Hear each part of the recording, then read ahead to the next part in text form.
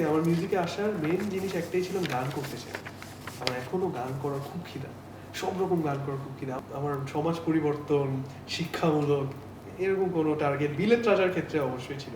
আমার কাছে এখনো মনে হয় যে আমার অনেক শেখার বাকি। তবে এই মানে একটা ছোট মানে niche genre, west genre, hip hop করতে আসা লোক মানে মেইন স্ট্রিমে এভাবে করে মানুষের গ্রহণযোগ্যতা, যদিও আমার কাছে এখন মনে হয় যে আসলে এই যে আমার ইচ্ছা আর এই যে তীব্র আকাঙ্ক্ষা যে আমি আরো ভালো করতে চাই, আমি এমন ভালো করতে চাই যেন আমি আমার কাছে কিন্তু গান করার উদ্দেশ্য, সবচেয়ে বড় উদ্দেশ্য কি জানেন, যে আমি যদি ভালো গান করি তাহলে আমি আরো 2টা গান করবো, আমি যদি খারাপ গান করি তাহলে আমি গান করার অপরচুনিটিস কম পাবো।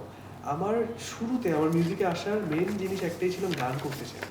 আমার এখনো গান করার খুব খিদা, সব রকম গান করার খুব খিদা। আমার অলরেডি 40টা ডিফারেন্ট জনের গান রেডি, হয়তো রিলিজ একটু অলসও আবার আমি ওগুলো রিলিজ করবো হয়তো। তবে আমার এখনো ওই ক্ষুধাটা আছে যে এটা করলে কেমন হয়, আচ্ছা একটু ওইটা করে দেখি। যেমন আমি নিঃশ্বাস করেছি, অনেকে আমাকে বলছে যে মুভিতে ইট ওয়াজ ডিফারেন্ট, যেভাবে ট্র্যাপ মিউজিকে, ট্র্যাপে ম্যাক্সিমাম টাইম হিপ হপ হয়, মানে র্যাপ করে মানুষ ট্র্যাপ বিটের মধ্যে।